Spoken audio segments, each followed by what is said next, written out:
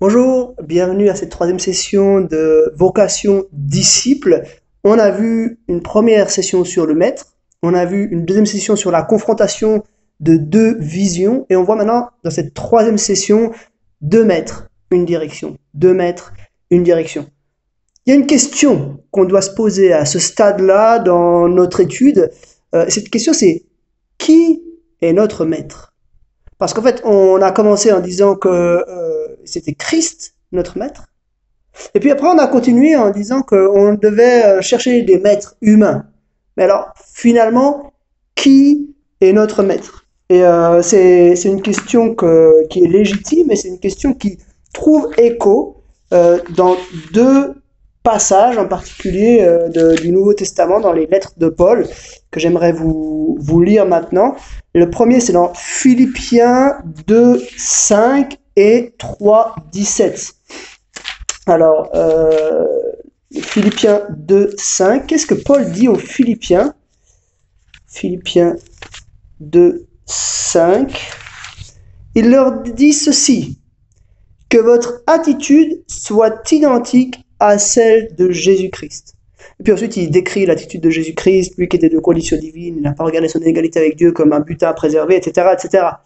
Et puis, un peu plus loin, 3, 17, il nous dit: soyez tous mes imitateurs, frères et sœurs, et portez les regards sur ceux qui se conduisent suivant le modèle que vous avez en nous.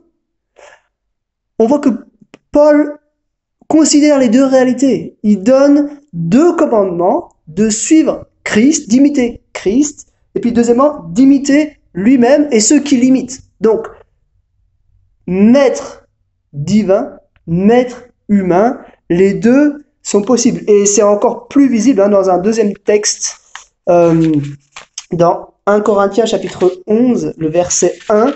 Voici ce que Paul dit: soyez mes imitateurs comme je le suis moi-même de Christ.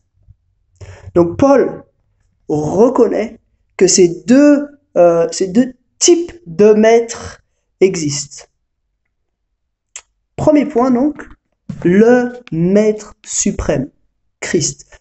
Il est notre maître suprême et la première session a été, on a pris le temps de voir un petit peu qui il est. On a vu, voilà, qu'il a été, il s'est incarné, il a mené une vie humaine, et puis ensuite il a expliqué le sens de sa mission par ses enseignements, par sa vie, par ses miracles, par aussi les symboles qu'il a transmis, etc., etc.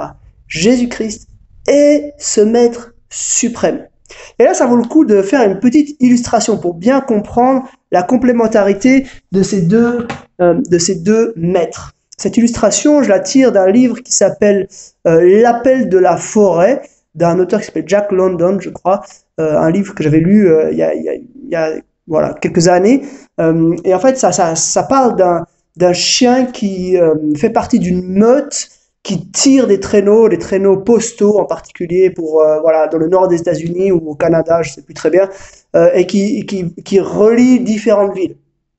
Et donc ce chien, en fait, le héros, en tout cas un des héros, le principal, il s'appelle Buck, et c'est un chien. Et voilà, il va rentrer dans une meute, et au début c'est très dur pour lui, parce que les autres chiens, ils sont aguerris, lui il arrive là-dedans, il sait pas trop, en plus il fait très très froid, lui il vient depuis plus au sud, et du coup il a pas l'habitude de ce climat, et puis il va se retrouver harnaché un peu tout à l'arrière, comme nouveau chien, il va se retrouver un peu harnaché tout à l'arrière. Et puis, petit à petit, il va prendre de l'expérience, il va commencer à même aimer ce travail, et puis petit à petit, il va avancer dans l'attelage jusqu'à ce qu'à la fin, il se retrouve tout à l'avant de l'attelage comme chien meneur. C'est un petit peu un phénomène similaire qui se passe ici. C'est-à-dire que notre meneur, c'est toujours Christ. C'est lui qui est tout à l'avant de la meute. C'est lui que tout le monde suit.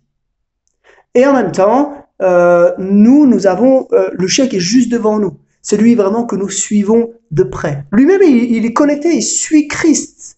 Et il suit sans doute aussi un autre chien qui est encore plus devant. Bon, faut imaginer une meute à l'échelle de l'histoire de l'Église, hein, avec des milliers, des milliers, des milliers de gens. Il y a ces deux réalités où on est connecté à un maître humain et en même temps, on est connecté à Christ, notre maître suprême. C'est deux réalités qui sont vraies en même temps, mais deux réalités qui sont complémentaires. Deuxième point, maintenant, on passe à nos maîtres humains. Nos maîtres, pas dans le sens maître esclave, hein, mais dans le sens de maître disciple, ceux qui sont nos formateurs, en quelque sorte. Quelques réflexions par rapport à ces maîtres humains. La première réflexion, c'est qu'ils sont nécessaires. On entend parfois un petit peu des personnes qui s'isolent et puis qui disent moi mon seul maître c'est Christ. Je suis tout seul avec ma Bible et puis je suis Christ. Alors ça fait très spirituel et très beau comme ça sur le papier, mais la réalité c'est que c'est souvent des personnes qui sont assez aigries contre les autres, des personnes qui sont un petit peu isolées et qui entrent pas dans le plan de Dieu pour l'Église. Mais je crois que d'avoir des maîtres humains, premièrement, c'est nécessaire et je pense qu'il y a deux arguments pour ça. Il y a déjà la notion de l'incarnation. Jésus s'est incarné, il était un être humain parmi les êtres humains pour pouvoir prendre des disciples, pour pouvoir démarrer le mouvement d'évangélisation du monde.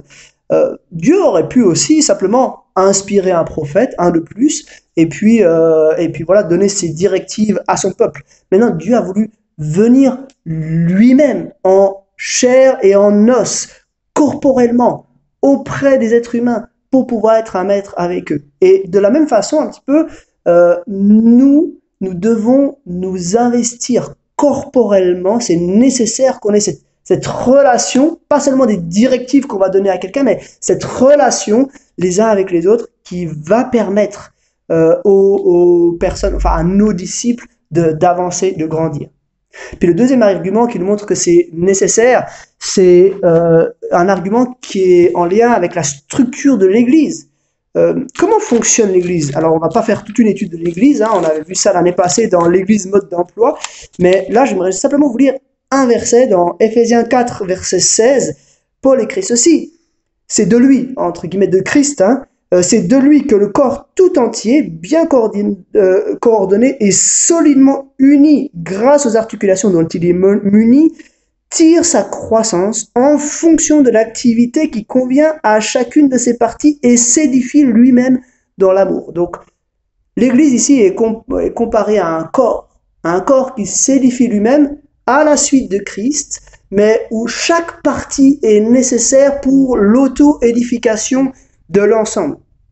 Et ça, c'est important parce que ça nous montre que Dieu n'a pas prévu de sauver des personnes isolées, il a prévu de sauver des personnes qui se font grandir les unes les autres. Donc, les maîtres, dans le sens maître-disciple, les maîtres sont nécessaires. Christ comme maître, bien sûr, dans un sens, on pourrait dire Christ comme maître suffit, il est le maître parfait. Mais Dieu a voulu aussi que nous ayons des maîtres humains, des maîtres incarnés qui soient proches de nous, des maîtres au sein de l'Église qui nous fassent avancer. Ça, c'est la première chose, les maîtres sont nécessaires. Deuxième chose, les maîtres doivent être similaires. Ils doivent être similaires à Christ. Qu'est-ce que dit Paul dans 1 Corinthiens 11? Il dit « Soyez mes imitateurs comme je le suis moi-même de Christ ». Donc ça, c'est un espèce de filtre par rapport à nos maîtres. Comment est-ce qu'on doit suivre nos maîtres? On doit les suivre aussi longtemps qu'eux-mêmes imitent Christ. Eux aussi longtemps qu'ils sont des imitateurs de Christ. Et là, on peut revenir sur la première session. On a décrit un peu Jésus-Christ comme le modèle parfait. Et de la même façon, ça doit découler, ça veut dire que ce sont les caractéristiques, en tout cas une partie des caractéristiques que nous devons retrouver chez nos maîtres, chez ceux qui sont des modèles pour nous.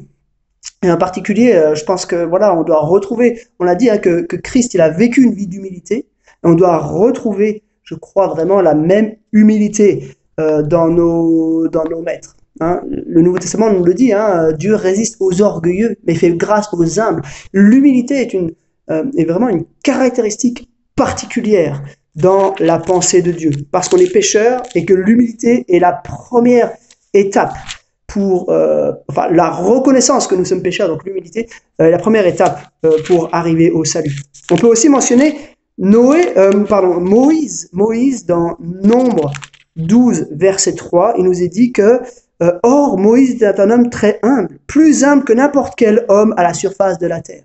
Moïse, l'homme probablement qui a eu le leadership le plus incroyable de toute la Bible, il a dû vraiment prendre un peuple qui est sorti d'Égypte, il a dû donner les lois, il a dû l'organiser avec un système de juges, il a dû donner aussi tout le système pour le culte avec le tabernacle, etc. Il a donné tout ça, et qui est-ce que Dieu a choisi pour ce poste? L'homme le plus humble de la terre. Donc je crois que ça c'est quelque chose qu'on doit chercher chez nos maîtres, c'est des hommes qui soient humbles. Et je pense que souvent on est marqué par des hommes qui sont humbles, probablement plus encore que par des hommes qui ont qui sont impressionnants de charisme. Souvent ça nous marque. Deuxième chose, c'est que Christ, il a enseigné, enfin il a expliqué le sens de la mission par son enseignement. Et je crois que là aussi, on doit chercher des hommes ou des femmes qui sont similaires à Christ dans le sens qui par leur enseignement, parce qu'ils disent, expliquent le sens de la mission de Christ, pas leur mission à eux, mais la mission de Jésus-Christ. Ils doivent être centrés sur Christ, centrés sur la croix en particulier, centrés sur la mort et la résurrection de Jésus. On doit voir qu'ils vivent pour ça. C'est pas juste des enseignants de morale qui nous disent voilà ce qu'il faut faire et voilà ce qu'il ne faut pas faire. C'est des gens qui sont centrés sur Christ. Et puis, troisièmement, je pense qu'ils sont similaires dans le sens que, on a vu, Jésus n'a pas juste expliqué le sens de sa mission par son enseignement, il a expliqué par les miracles qu'il a fait, il a expliqué par les symboles qu'il a transmis. Mais je crois aussi que nos maîtres doivent expliquer l'évangile par leur vie tout entière. Pas seulement par ce qu'ils disent, mais ils doivent vraiment vivre ce qu'ils disent. Alors, ils vont pas faire de miracles comme Christ, forcément, parce que Christ est Dieu et il attestait qu'il était Dieu. Donc il y a une différence entre le maître suprême et les petits maîtres que nous suivons, mais malgré tout il y a une vérité biblique à tirer ici. Donc nos maîtres humains, ils sont d'abord nécessaires, similaires à Christ, ils doivent être similaires à Christ. Troisièmement, ils doivent être intentionnels. Ça veut dire que ils doivent être conscients de leur statut de maître et ils doivent s'appliquer à leurs tâches de manière intentionnelle. Et j'aimerais vous lire pour cela un verset qui ne parle pas spécialement de la relation maître-disciple, mais qui parle de une relation un peu similaire, le rôle des anciens par rapport aux membres de l'Église. Alors, vous allez me dire, c'est pas tout à fait maître-disciple, mais malgré tout, ça doit être comme un prototype. Il doit y avoir beaucoup de similitudes, en tout cas, entre la relation maître-disciple et la relation entre des anciens et des membres de l'Église. Voilà ce que Pierre écrit dans 1 Pierre, chapitre 5, les versets 2 à 4. « Prenez soin du troupeau de Dieu qui est sous votre garde en veillant sur lui, non par contrainte, mais de bon gré, selon Dieu. Faites-le non par recherche d'un gain, mais avec dévouement, non en dominant sur ceux qui vous sont confiés, mais en étant les modèles du troupeau. Ainsi, lorsque le souverain berger apparaîtra, vous recevrez la couronne de gloire qui ne perd jamais son éclat. » Voilà ce que les anciens sont supposés faire. Ils sont censés transmettre en étant des modèles. Donc il y a vraiment une intentionnalité. C'est pas seulement que le disciple regarde quelqu'un qui vit un peu à sa guise, et puis voilà, non, le maître doit être conscient qu'il est un maître, qu'il doit être lui-même un modèle pour les autres, il doit être conscient aussi qu'il est seulement ce petit maître, lui-même sous l'égide d'un grand maître, Jésus-Christ, qui est le maître parfait. Donc les maîtres humains sont nécessaires, similaires, intentionnels, et finalement ils ne devraient pas être, mais ils le sont, il faut en être conscient, ils sont imparfaits. Christ seul est le maître parfait. Nos maîtres humains sont imparfaits. Ils ont leurs lacunes. Et je crois que du coup, en tant que disciple, on ne peut pas chercher le maître parfait. Il n'existe pas. Il y aura toujours des défauts. Il y aura toujours des limites dans les maîtres humains. Et je pense du coup, pour les maîtres, ça veut dire aussi une bonne habitude, c'est de prendre l'habitude de demander pardon. On est faillible. nous tous, les êtres humains. Et quel que soit votre rôle dans ce rôle, enfin, dans cette grande mission de faire des disciples, quel que soit le lieu où vous faites des disciples, peut-être que vous avez beaucoup de personnes qui vous écoutent et qui vous suivent, peut-être que vous avez juste une personne, deux personnes qui vous écoutent et qui vous suivent, mais malgré tout, vous devez montrer que vous êtes faillible et être prêt à demander pardon. Et parfois, on fait des grosses erreurs, des vraies erreurs, et il faut qu'on montre qu'on est faillible et que nous aussi, on est pécheurs. Donc on a vu d'abord quelques points sur le maître, on a vu un gros point sur les maîtres humains, le maître parfait, le maître divin, ensuite les maîtres humains, et puis maintenant un petit point encore sur les maîtres proches et les maîtres lointains. Parce que nos maîtres humains, on n'en a pas forcément qu'un, on en a la plupart du temps plusieurs. Et du coup, on en a des qui sont proches de nous et des qui sont lointains. Et je pense qu'il faut qu'on ait les deux. Les maîtres proches, c'est ces gens qu'on côtoie dans l'église locale, des gens qu'on voit régulièrement. Et peut-être que vous allez choisir quelques personnes dans l'église locale en disant mais ça c'est quelqu'un, j'aimerais vraiment ressembler à cette personne. C'est une personne qui est un peu plus avancée que moi, j'aimerais vraiment apprendre d'elle. Et à côté de ça, vous pouvez aussi, on peut avoir, et je pense que c'est une bonne chose, d'avoir aussi des maîtres lointains. Des maîtres qui sont des fois lointains dans le temps, ou des maîtres qui sont parfois aussi lointains dans l'espace. Lointains dans le temps, peut-être des maîtres, des gens qui ont écrit des livres il y a plusieurs siècles, qui peuvent nous impacter encore aujourd'hui. Parce que le phénomène que j'ai lu, d'auto-édification de l'Église, qu'on a lu dans Ephésiens 4:16, c'est un phénomène qui se vit au niveau de l'Église locale, mais c'est un phénomène qui se vit aussi au niveau de l'Église universelle. On doit considérer ce que nos maîtres du passé ont dit. Et là, je pense que voilà, on bénéficie beaucoup, en particulier par des livres d'hommes, de femmes de Dieu qui ont consacré leur vie et qui ont laissé des écrits qui peuvent nous impacter encore aujourd'hui. Et moi, j'aimerais vous encourager à vous focaliser sur quelques auteurs en disant mais voilà une personne à laquelle j'aimerais ressembler. On se focalise souvent sur le contenu des livres qu'on va lire et on ne prend pas trop de temps pour réfléchir aux auteurs qui les ont écrits.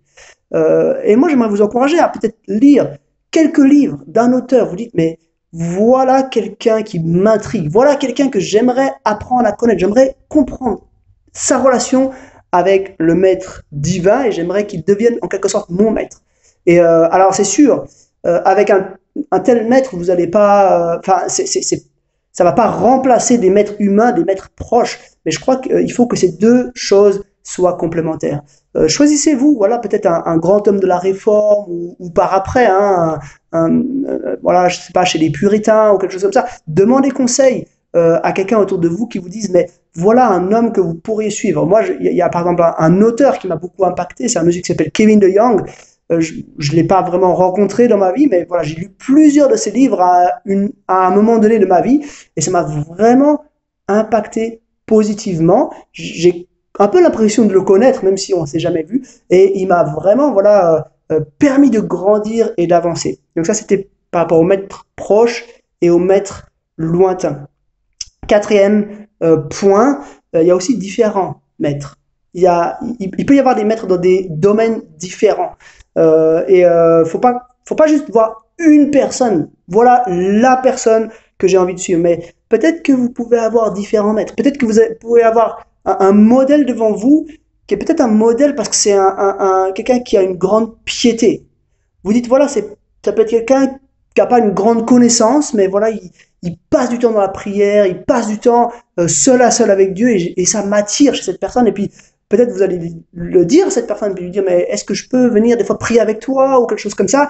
Et cette personne va vous aider à avancer. Peut-être il y a une autre personne qui est, voilà, une personne qui est érudite dans le domaine de la théologie. Et puis vous allez dire, mais voilà, j'aimerais apprendre de cette personne aussi, j'aimerais grandir avec cette personne. Peut-être qu'il y a, voilà, encore d'autres domaines, quelqu'un qui est très très zélé pour l'évangélisation, ça peut devenir un autre maître. Et puis vous dites, voilà encore une autre personne dont j'aimerais apprendre. Il peut y avoir aussi des maîtres à différentes phases de la vie. Comme j'ai dit, moi, j'ai lu plusieurs livres de Kevin DeYoung à un moment donné de ma vie.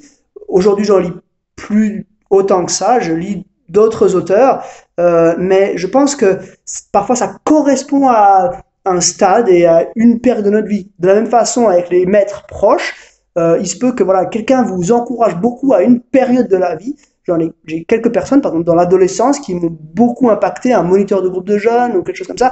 Et puis après, voilà, on s'est perdu de vue, ou alors, voilà, par les circonstances de la vie, il s'est avéré que on était peut-être plus exactement sur la même longueur d'onde. Et puis, il y a une autre personne qui va arriver, etc. Et du coup, on peut avoir différents types de maîtres en fonction des domaines, en fonction aussi des étapes de la vie.